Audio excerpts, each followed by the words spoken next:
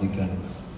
Selamat siang teman-teman wartawan yang saya cintai dan saya banggakan.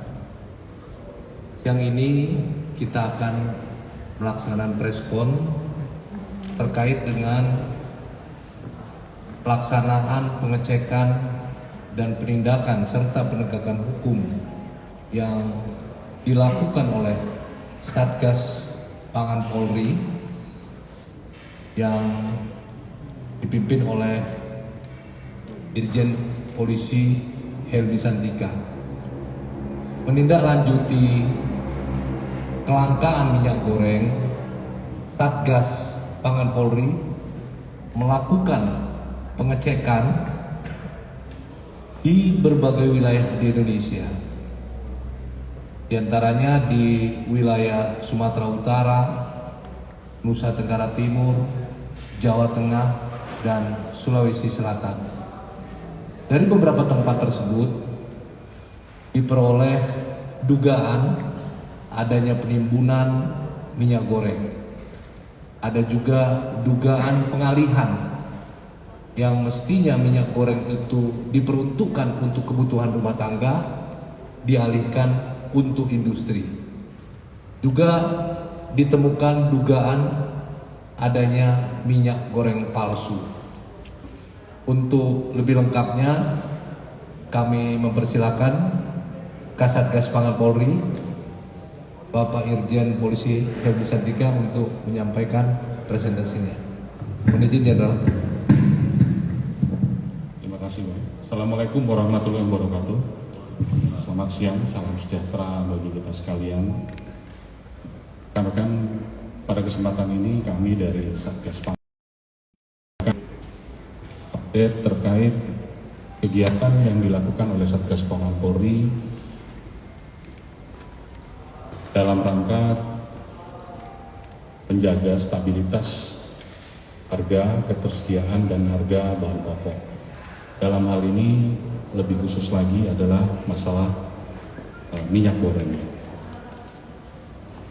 Pemerintah sudah mengeluarkan berbagai macam kebijakan terkait dengan minyak goreng. Salah satunya adalah dengan menetapkan HET minyak goreng Rp14.000 untuk kemasan premium, kemudian kemasan di bawahnya itu yang sederhana adalah 13.500 dan untuk curah adalah 11.500. Kemudian pemerintah juga sudah menyampaikan kebijakannya bahwa ada kebijakan refaksi maupun retur kepada masyarakat apabila pada saat sebelum kebijakan itu masyarakat sudah membeli dengan harga yang lebih mahal, maka bisa dilakukan penghitungan berupa selisih antara harga baru dan harga lama yang nanti akan dibayarkan oleh pemerintah. Dari kebijakan ini dan dari situasi yang berkembang, kami dari Satgas Pangan sudah melakukan berbagai macam rapat koordinasi, termasuk juga sosialisasi dengan seluruh stakeholder atau pemangku kepentingan terkait dan seluruh jajaran Satgasda di kewilayahan. Setelah kita melakukan sosialisasi, tentu kita akan melakukan pengecekan apakah betul sudah tersosialisasi dan sudah dilaksanakan dengan baik atau belum. Dari hasil kegiatan ini, sebagaimana tadi sudah disampaikan oleh Bapak Karopenmas, ada 5 kegiatan yang sudah dilakukan oleh Satgas Pangan Polri beserta jajaran. Yang pertama saya sampaikan di Sumatera Utara ada 3 titik, kemudian di Jawa Tengah ada 1 titik, di NTT, dan yang terakhir yang sedang saat ini berjalan itu di Makassar. Di Jawa Tengah, di Kudus, ini berupa dugaan menjual minyak goreng palsu sebagaimana diberitakan di media beberapa waktu lalu. Sebagai bentuk langkah responsif kami, sejajaran Satgas Pangan Jawa Tengah sudah menindaklanjuti, bahkan sudah menangkap pelakunya. Ini modusnya adalah dicampur dengan air Jadi setelah satu kali transaksi minyak goreng asli, yang kedua asli, tiga asli, yang keempat palsu. Ini sudah dalam penindakan dan upaya penyidikan lebih lanjut. Yang kedua, terkait dengan dugaan penimbunan. Saya katakan dugaan penimbunan. Di sana ditemukan sejumlah stok, ya, ditemukan sejumlah stok di Sumatera Utara dan di NTT. Nah, dari temuan ini kemudian Satgas Pangan melakukan pendalaman terkait apa? Terkait dari stok itu sendiri. Berapa sih sebetulnya kapasitas produksi, berapa sih sebetulnya yang mereka jual dalam satu hari dan seterusnya. Supaya apa? Supaya kita secara faktual, secara objektif bisa menemukan atau memenuhi syarat-syarat sebagaimana disebutkan dalam unsur-unsur di Perpres 71 2015 tentang Bapepti. Saat ini masih dalam pendalaman, nanti secara lebih detail nanti saya persilahkan Pak Direksus selaku Wakasatgas Pangan untuk bisa menjelaskan berapa yang menjadi stoknya, berapa yang kemudian biasa dijual dalam situasi normal, kemudian saat ini bagaimana tindak lanjut. Yang berikut itu sama antara di Sumatera Utara dengan di NTT, di Kupang sama, ditemukan ada sejumlah stok yang dalam tanda kutip diduga belum dijual. Ya. Yang berikut adalah di Makassar. Di Makassar ini sejumlah sekitar 61,18 ton minyak goreng curah. Ya. Minyak goreng curah ini sumbernya asalnya dari Kalimantan Selatan masuk ke Makassar. Peruntukan minyak goreng curah ini adalah untuk kebutuhan rumah tangga, ya, untuk kebutuhan rumah tangga. Tetapi oleh pelaku ini dialihkan ke industri, ya, dialihkan ke industri. Ini harganya lebih mahal daripada curah tadi. Nah, ini sedang dilakukan juga pendalaman tim kami, tim Satgas Pangan Polri dan bersama dengan Satgas dan Sulsel sedang masih running untuk melakukan pendalaman. Mungkin ini yang bisa saya sampaikan secara umum kegiatan dari Satgas Pangan. Secara lebih detail tentang siapa, di mana, berapa jumlah dan langkah selanjutnya nanti akan disampaikan oleh Pak Direksus selaku Wakasatgas Pangan. Tapi di sini saya sampaikan kepada rekan-rekan sekalian bahwa langkah dari Satgas Pangan setelah menemukan sejumlah stok tadi, yang dilakukan oleh Satgas Pangan adalah kita menyisihkan sebagian untuk kepentingan proses penyelidikan atau mungkin penyidikan. Sisanya selebihnya ini kita bersama-sama dengan stakeholder yang ada di wilayah untuk bisa kita dorong, kita dorong untuk bisa dijual, didistribusikan kepada masyarakat yang didokumentasikan. Ya. Saya persilakan Pak Direksus.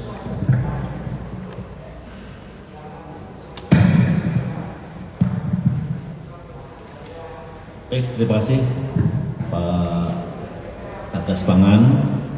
Terkait dengan 3-4 lokasi yang diduga terjadi pelanggaran pendistribusian minyak goreng, kami telah sampaikan beberapa waktu yang lalu bahwa data yang kami terima dari Departemen Perdagangan dan Perindustrian, produksi minyak goreng Indonesia sudah cukup untuk kebutuhan masyarakat Indonesia. Namun masalahnya, kenapa tidak di pasaran?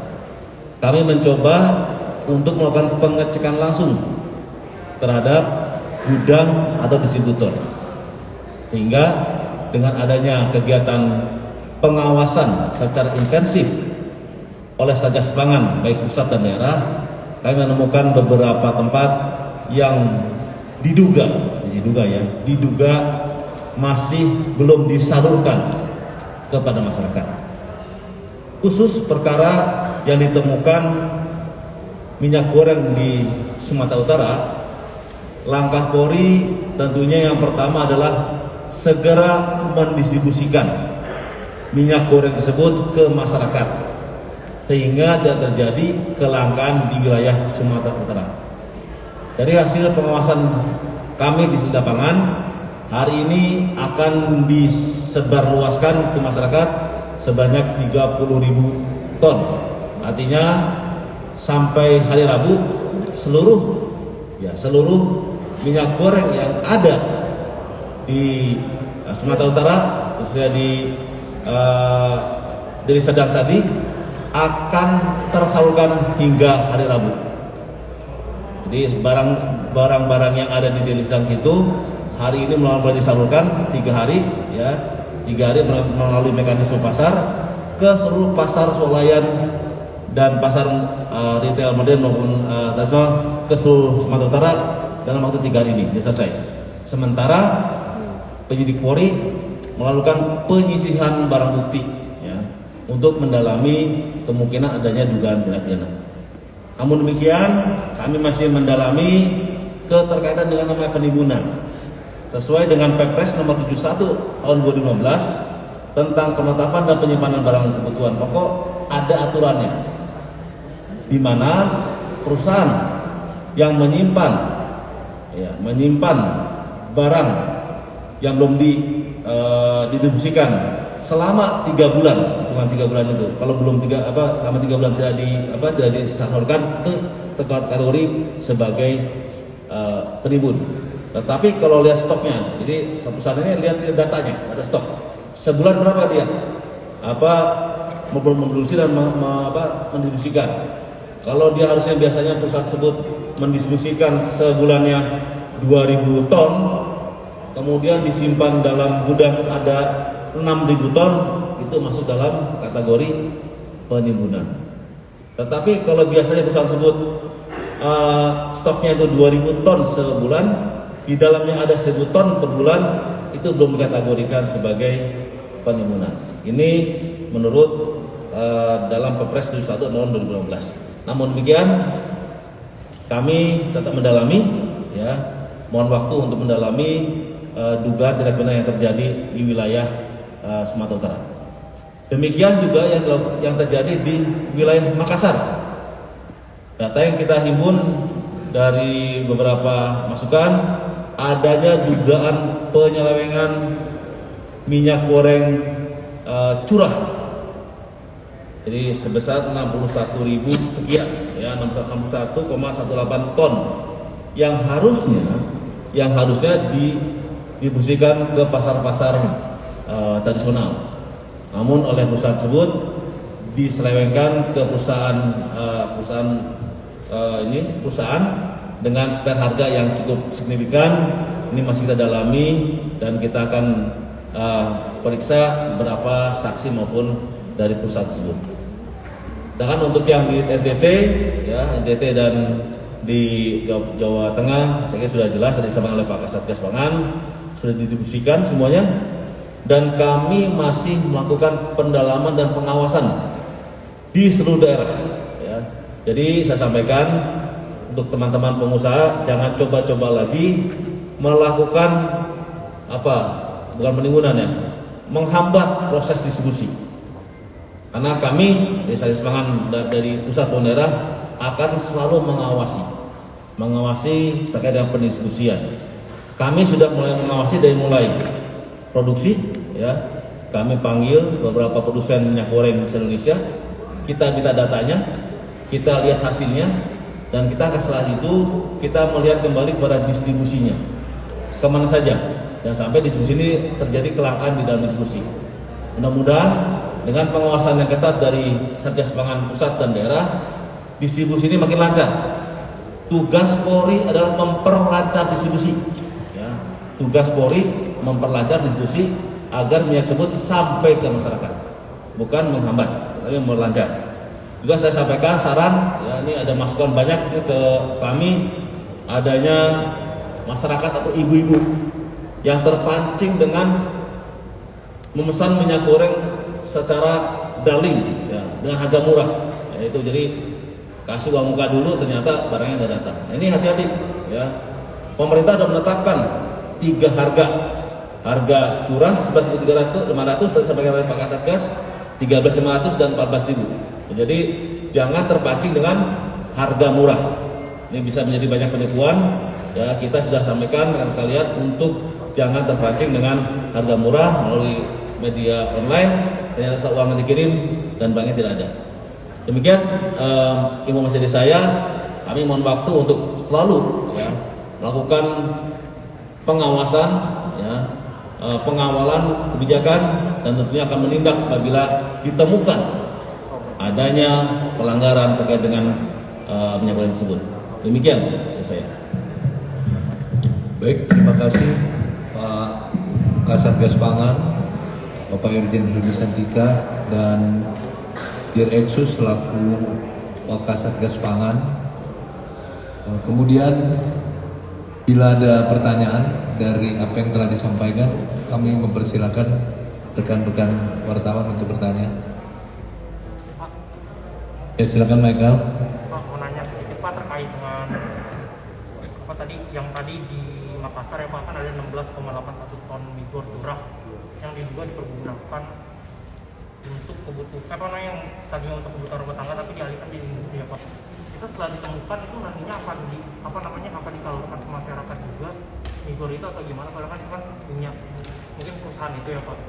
Terus kan ini kan masih udah hampir sebulan, ya Pak, apa namanya kebijakan pemerintah soal HRT 14.000 dan lain-lain itu, Pak. Sebenarnya kenapa sih maksudnya dalam hampir sebulan ini masih bisa ditemukan gitu, Pak, pemenuh tersumbatnya distribusi minyak ke masyarakat itu kenapa sih, Pak, di pertemuan dari satu sebagai Pak paling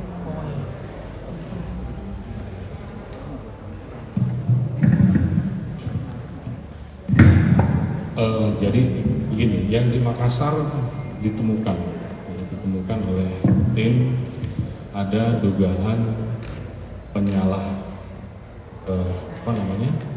penyalahgunaan pendistribusian atau yang seharusnya minyak goreng curah itu peruntukannya untuk rumah tangga atau dijual ke pasar tradisional, tetapi diarahkan ke industri.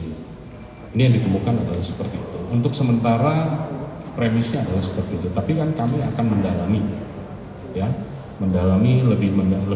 lebih dalam lagi apa yang menjadi niatan di dalam tanda kutip pelaku, ya, pelaku mengalihkan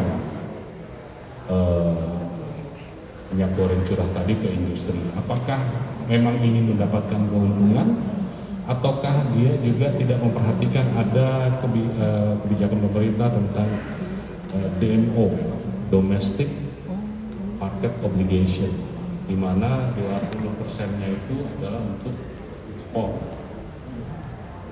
Nah, ini masih kita akan dalami. Sanksi-sanksi apa saja yang bisa dikenakan kepada si pelaku.